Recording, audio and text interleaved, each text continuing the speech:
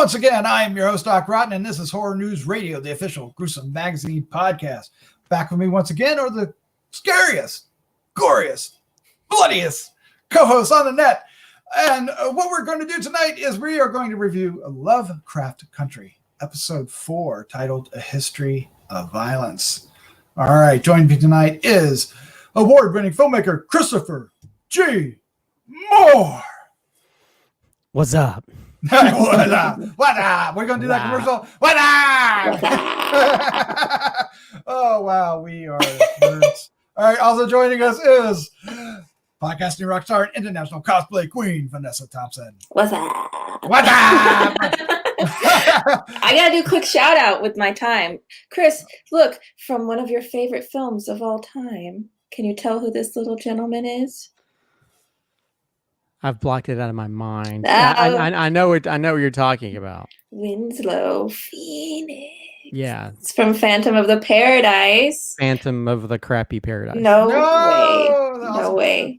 I love it so much. I just got it from this independent artist, MrBNation.com. If you like it dirty, if you like it filthy, that's where to go. Does all John Waters, Tim Burton's 70s films, 80s films. Amazing stylized art that he does, and I am so happy with my pen, and I love just to rub it in Chris's face a little. No. I'd rather people be being by art of it than see the film, but that's just me. Oh, okay. That's fun. That counts too. All right. We have a special guest host tonight. It's Christopher Slattery, the Slattman, all the way over from Heroes and Droids. How you doing, Slattman? What's up? What's up? I just got it going in. What's up? Oh my God. Are we gonna get sued? I feel like I need a whip and a fedora after this. Yes. I got part of it here for you. Atticus Jones. All right. Yeah, so we are going to review the 4th episode of Lovecraft Country, which came out this past Sunday. Actually, it was released early. You may have caught it early, but hey, our lives kept us from watching it early. Hey, we take a long weekend too, guys. I know. So, oh man! All right, so let's get into it. What we do is we're going to, give our first impressions. We're going to talk about the show for a little bit, and then we'll wrap things up and end off with our favorite scene. You want to stick around for that? So let's take a look at this. This is episode 4, History of Violence. It aired officially September 6, 2020. It was available earlier than that on HBO Max, of course, based on a novel by Matt Ruff. Directors Victoria Mahoney, and the writers are Misha Green, who developed the series, and Wes Taylor. The synopsis goes: after Christina mysteriously shows up at her doorstep, Leti confronts Atticus about his plan to serendipitously return to Florida. Later, in search of the missing pages of the crucial text, Leti, Tick, Montrose head to Boston with Hippolyta and Diana along for the ride, and Tree. They don't mention Tree. Back in Chicago, handsome stranger nurses Ruby's disappointment over squandering job opportunity. A little soap opera thrown in at the end, and then a lot of Indiana Jones action in the middle. Holy cat's pajamas. This was a lot of fun. It was a lot of fun. Different than the previous 3, but a lot of fun. All right, so let's find out what our first impressions are. You know what, Slattman, you're going first. All right, so I hate to admit it, but I thought this was the weakest episode they put out so far. That being said, it's still better than like 98% of other TV. It was fun. And man, I don't like Montrose. I really don't like Montrose. But you know what I really like? Christina. Christina's such an excellent character, and so many cool things that happen. And also my theory was right. I think you're right. I think you're right. And absolutely. I think one of my theories is right too. I really liked where this was going, and it was it was fun kind of having that, you know, Indiana Jones, Tomb Raider, Uncharted-esque journey through the unknown, and going through the tombs and everything. And the ending was kind of crazy, and the kind of like, I mean, it depends on where you want to talk about with the ending, because within the last 5 minutes it goes from crazy to very crazy to ridiculous to, did he just do that? Yep.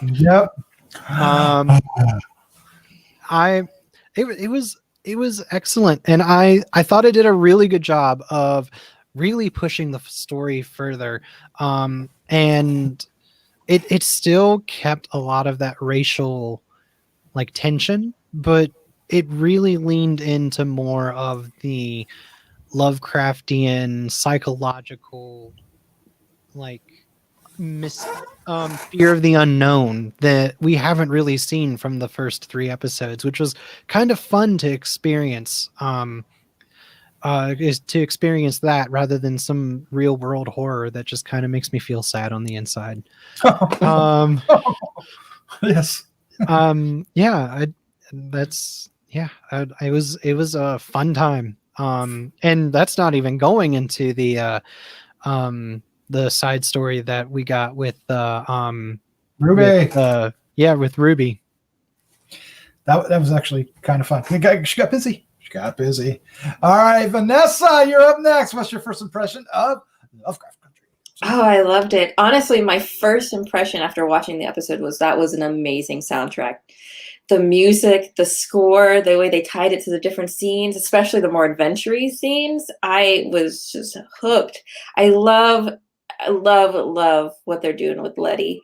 She is such a strong character, and she is really that driving force, especially when you're comparing it to how the Sons of Adam view women, and how strong she is, and how she won't be put aside and she won't be taken out of this narrative is so awesome to see. And it's just like they had no choice but to respect that from her, and I just really, really love that. I loved the adventure theme that this one had. It was so much fun. It plays into, so I got the book. I haven't read it yet, but from what we know, it's, you know, kind of anthology based, and these stories are kind of playing out that way now. I wasn't here for the last episode, but I watched this one and this new one back to back, and the last one was awesome. It was such a good haunted house story. Seeing those tortured people brought me to tears. You know, it's just, it weaves so many feelings between, you know, racial injustice and just your regular haunted house kind of story. And I loved that so much. And that to me just kind of flowed into this episode really well, especially when you see the tie-in to Leti's house and, you know, where they're adventure hunting. I found mind blown. Right? Totally. And, you know, let's not discount Hippolyta in this and what she's going to do. Obviously, she's blowing something open. She's going to do something big. And like Chris was saying, how one of his theories is probably true. You know, I got confirmation of mine when Tick talks about, well, maybe I can use some of my magic too. I'm like, yes, you can, Tick. Use your magic. Learn some spells. Yes. I loved it. I had just as much fun with this one as I have with all the rest. Excellent. All right, Christopher G. Moore, what is your first impression of? That was an evil tone you had there. Like, oh, great, Christopher D. Moore. Let's listen to what this bozo's got to say about this. I'm just kidding. No, I really love this. I wish they really called it Indiana Atticus and the Lovecraft Crusade, because I just love it. Yeah, I mean, I was even thinking it's like even Christina's character is very, very much like Elsa from The Last Crusade, if you think about it. Yeah. You have all those things from the when Indiana Jones has got to, you know, do that leap of faith type thing. You have that moment. yeah, I love that. I love them sort of having to go on this sort of like journey, and I think that's what I love about this series. It feels like every story is almost like a different like horror or fantasy genre. You know, we had our sort of Conjuring, Poltergeist with the last one, and this one's the more sort of like action adventure type thing. And then well, there's even like I don't know, maybe it's just me, but there's like a moment that's sort of like Goonies. No, they come across that kind of crazy. You know, that one room, which again, there's like so many like moments, because there's like one moment it's like which is almost like the reverse of the moment from Last Crusade when the guy gets old or whatever. It's the opposite. And then you're like, wait a minute, is that what I see down there? Yeah. And I was like, yeah. what? Well, and then, actually in some I think in some Native American their beliefs, they have what's it called, two-spirited or something, where it's multiple genders. Yeah, that was based in truth. And it's not necessarily just for like hermaphrodites. It's for people who like trans people is how they also spoke. Yeah, so I love that aspect. I love that aspect of it, to where it wasn't like, I think in a lesser thing. I think if this show were like made in the 90s, they'd make a joke about it or something. It would not be very inappropriate. And I just love that aspect of it. It's kind of cool. And just also the aspect of like, you have them looking at trying to find this place below a museum, and then there's this woman who's basically almost like a museum piece for this guy.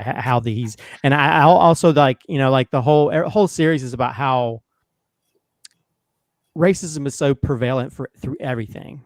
And even like, you know, when the woman's taking people through the museum, it's like, these are savage tribes, and it's just like normal people from Africa, and they're just like, you know, demonizing them with a history museum, and how sometimes history is viewed by people's perceptions and people's lies about other people, because they don't understand other cultures. So you have that aspect of it, but then, you know, you also have the great, you know, the problems that are dealing with these three different people, Leti and Montrose and Atticus. How they're having to deal with their own issues, you know, because Atticus is very stubborn and he wants to do stuff himself, and Leti's tired of being the woman that people push to the side. She's such a strong person, and then Montrose is like pretty much all for himself, and you know, and then there is that sort of, it'll be interesting, that kind of hint that he might be gay, and so that might be something interesting that they may go into in later episodes.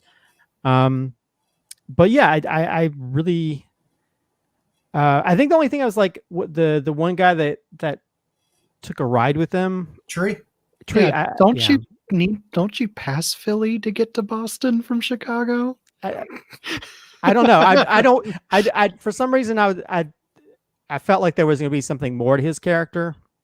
You know what I mean? It's like, I was kind of worried that maybe he is tied into some other evil elements, but yeah, you know, and then we also have that. I mean, I was just like, I don't know if you were like me, but that one moment where Christina walks in that house and then the guy walks out, I was like, whoa!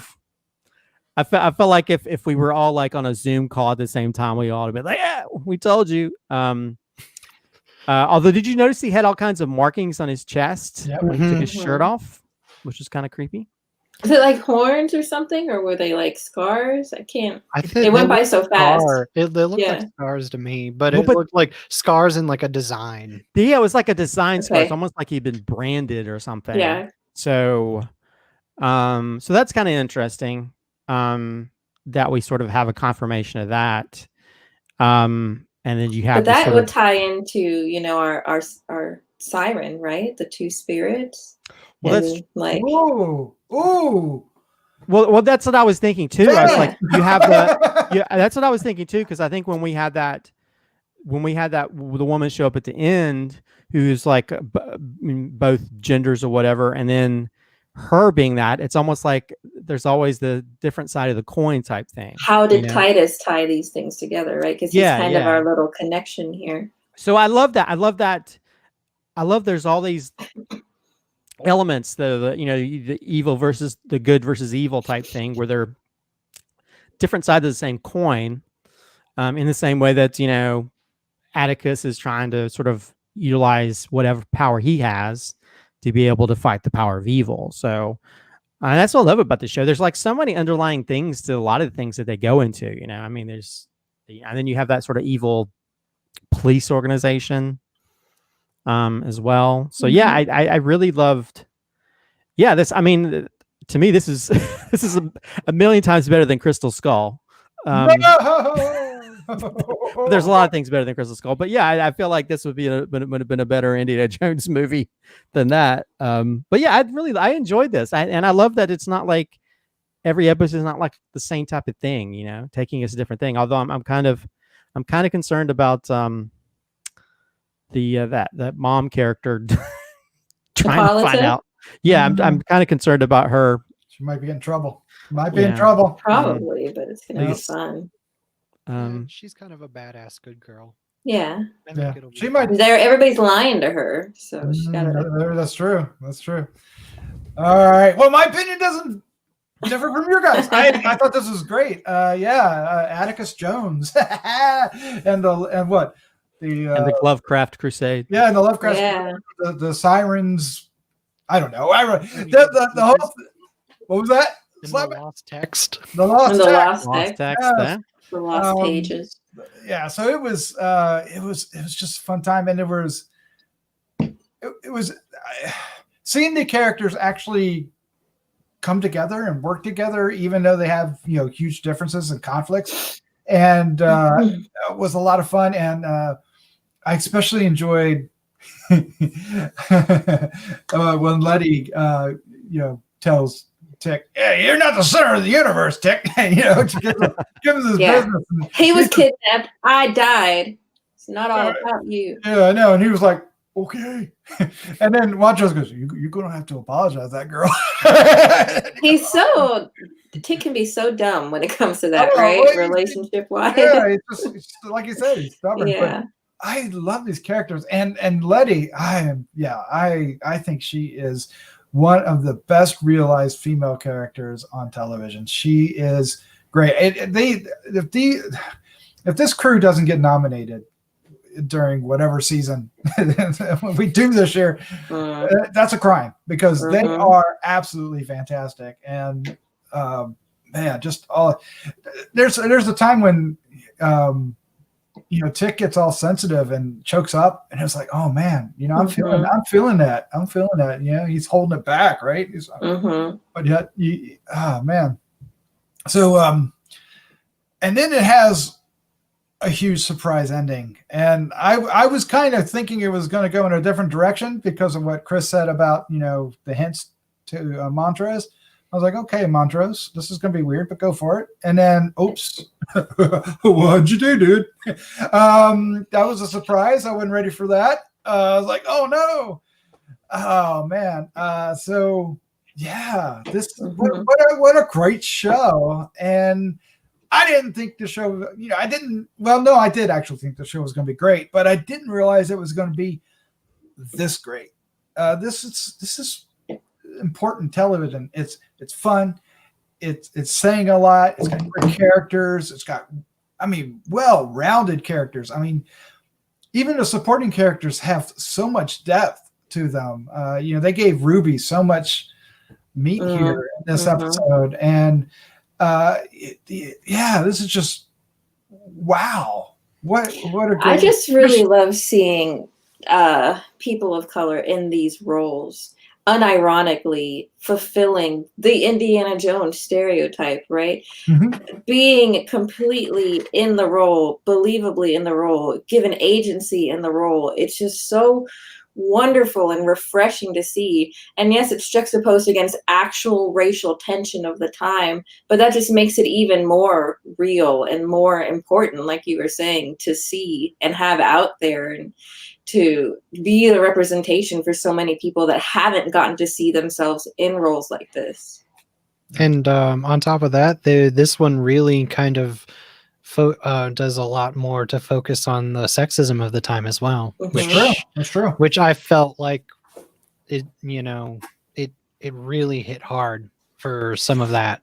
Well, then there's even a switch of gender roles. I think one of my favorite moments is when Leti goes to say something and Tick becomes the girl that kisses him at the end. You know? Normally, most action films would be the guy going that, and then the girl saving him, like, "Oh, you're my hero," and there's that moment as well, you know, and yeah, I mean, I think that. Yeah, I mean, well, there's also, you know, like they mentioned, that you guys mentioned before, when she's like, "You're not the center of the world." She's like, "Don't be throwing me to the side. I'm just as important as you are." Yeah. And I love that. I love that aspect of it. You know, a lot.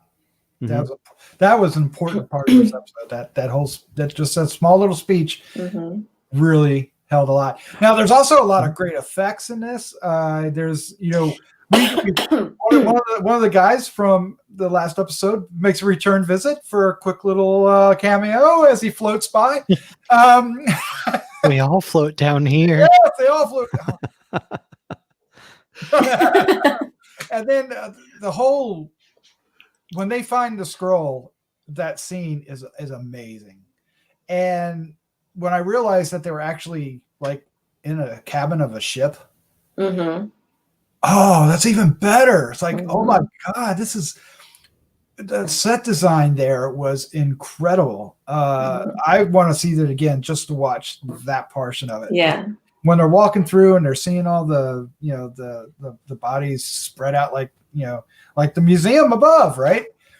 And well, that's the scary part, is that he's basically created a museum of real dead people, you know, and that's just how, like, you know, some people just don't care just because you're not white or whatever. You're property to them, and that's a scary part of that aspect of it. And his twisted way of keeping a promise. Yeah. Although there's that cool camera shot where the camera rotates around each person while that girl is transforming. That is cool. That's a really cool moment. Did we even mention that KMB Effects is doing the effects for this? Oh no, I didn't know that. I noticed it in the credits. For some reason I didn't pay attention to that. But yeah, that scene is really cool. That's just the transformation of being sort of like almost a dried out carcass to, you know, a living, breathing, naked woman. Or naked person. Let me say person. Because I think they called her, I forgot what they said. They said something, but yeah, but it was, she had a title, but I can't remember what it was. Yeah, that scene, it was so creepy and scary, and the way she would reach out and then, you know, buckle back in. It was quite astonishing scene, and it kind of didn't go the direction that I thought it was going either. I seriously thought it was coming to life to, like, you know, try to attack them. Like the Mummy, kind of. Yeah, exactly. Like it was a threat, but it was actually not. Smart show. Misha Green, thank you. You're doing a great job. It's just, the themes, the intelligence, the characters, it's just an amazing job. Really love this. There was one effect though that kind of took me out of it a little, and it was the effect with the moonlight. Oh, yeah. We have to be nitpicky. Yeah, well, it was trying to prove a point. But all right, so this is the point where we are going to give our final thoughts, kind of a score, and most importantly, a favorite scene. And wow, are there a lot in here to pick. But before we do, if you're enjoying this, and I hope you are, and I hope you're sticking around for this, hit the like button down below. Hit the subscribe button so you can know about the next one. And to help you out with that, there's a bell. You can click that, and we'll notify you. YouTube just does that. We also want to hear what you thought. So leave some comments down below. All right, let's dive into this quickly. And I've already forgotten what order it was in. Who does anybody remember? I think the Slattman, as I like to call the Catman. The Catman. He was first. Slattman, the Catman. All right, you're up first. Wrap it up real quickly. Give us your score, and most importantly, a favorite scene.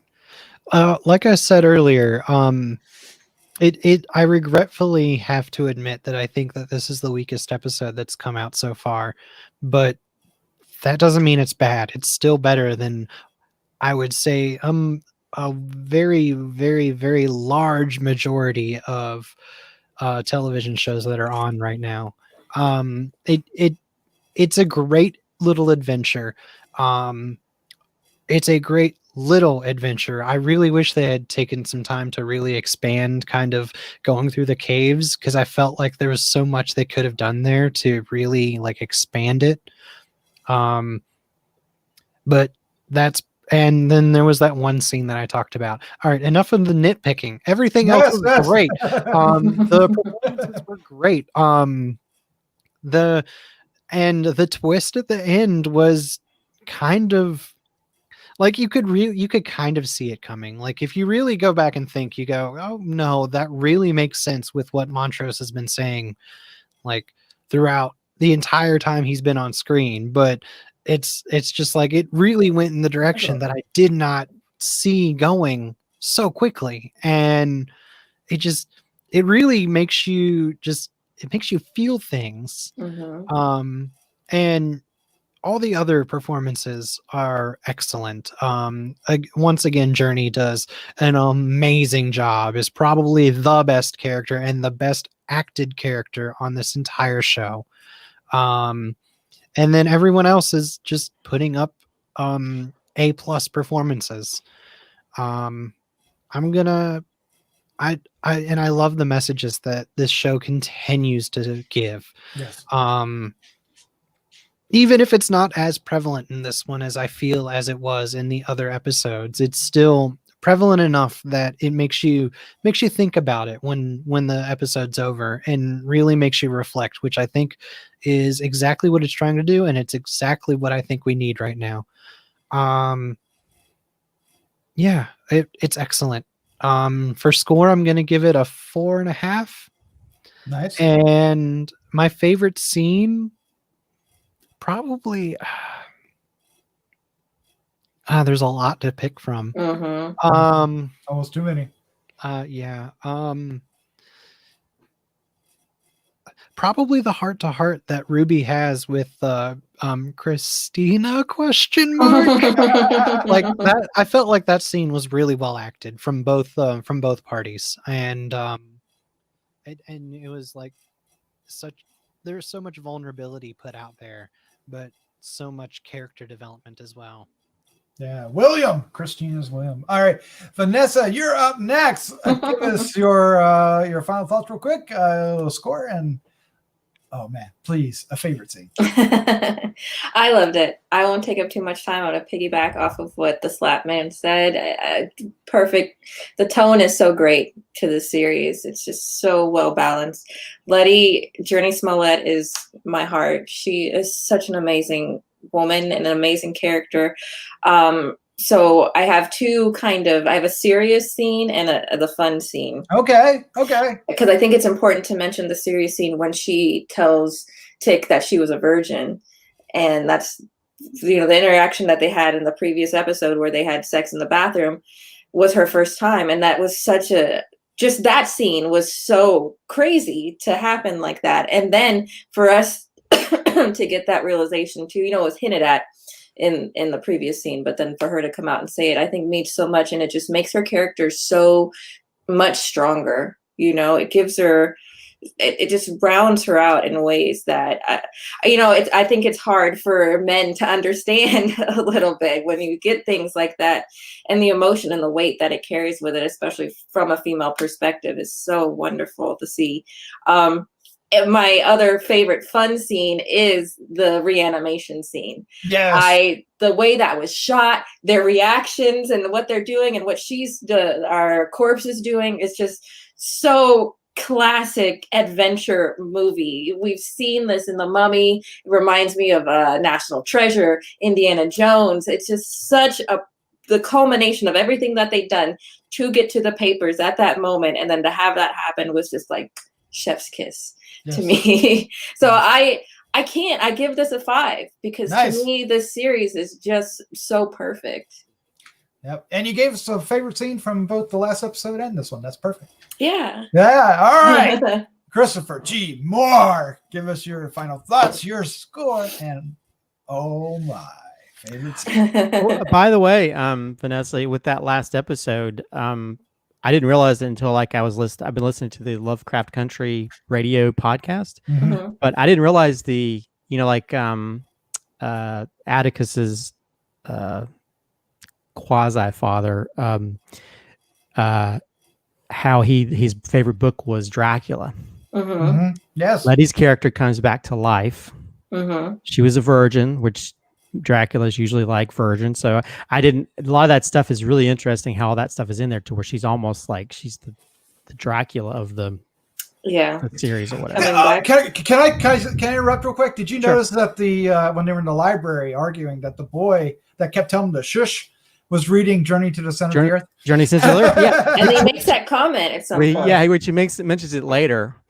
I noticed that What do you think too. about the Ouija board? Chris, did you love the Ouija board in the last episode? Let's not talk about that. I was like, Chris. I was like, these kids are not. Well, that and the kid that ended up being Emmett Till was one of the people playing with the Ouija board, which just made it even weirder. But anyway, let's go on to better things than a Ouija board. Evil. But yeah, I love this episode. I've loved how every episode they sort of tackle some different type of fantasy type thing. You had like the, episode 2, which went into sort of like full on sacrificial Lovecraft country, I guess. And then the last episode was very, poltergeisty, haunted housey. And this one's definitely more like fantasy adventure. Yep. The first one was straight up monster movie. So. Yeah. And this one, another title for this one could be, Indiana Atticus and the Temple of Siren. So, so there could be any 3 of those. But yeah, I love how they could still have those adventure moments, but also utilize the characteristics of each character and in their interaction with each other, and how you sort of get to know who these people are when they're talking to each other. This isn't like a favorite moment, but one of my favorite character moments is when Christina tries to go in the house. Yeah. And she's shocked because the voodoo lady or whatever put the blood on the walls. She's like, it's like, uh-oh. There's a clue there somewhere. Yeah. So I love that aspect of it, which is also very Bram Stoker's Dracula. You can't enter the house type thing. So I love that moment. But yeah, I love. But yeah, I loved all the moments where we're just getting the look at these characters and their frustrations, and because you definitely you learn a little bit more about the relationship between the son and the father and Leti's character. But yeah. I mean, the thing is, you could still have these interesting interactions with these people and learn more about them, while at the same time have all these fantastical elements happening around them. And that's what a lot of the sort of genre type stuff has always been good for, is having conversations about race or sexism, or, you can have this dramatic things happening between characters while, you're dealing with, underground, ships with dead Native Americans or whatever. So it's crazy. I think every episode is like, wow, I don't know. I'm not expecting what's going to happen next. And that's why I'm kind of like, I want to read the book, but I'm going to wait to read it after I watch this, because I don't want to be spoiled. Even though they're doing their own thing. So yeah, I really love this episode. I was getting tense. That whole plank scene. I was like, oh, I hate heights, so I'm like, oh, I don't know what I'd do if the plank started like disintegrating. I was like, oh shit, I'm dead. Yeah. So yeah, I really love this episode. Yeah, and I agree that Journey, she's amazing in this series. But yeah, as for rating, I give it a 5 out of 5, and yes. I probably would have given the transformation scene just based on the visuals of it. But if I were to give another scene, I think cinematography wise, I really love the scene where which also reminded me of Flash Gordon when he has to stick his hand in the. Yes, wasn't that fun? That was great.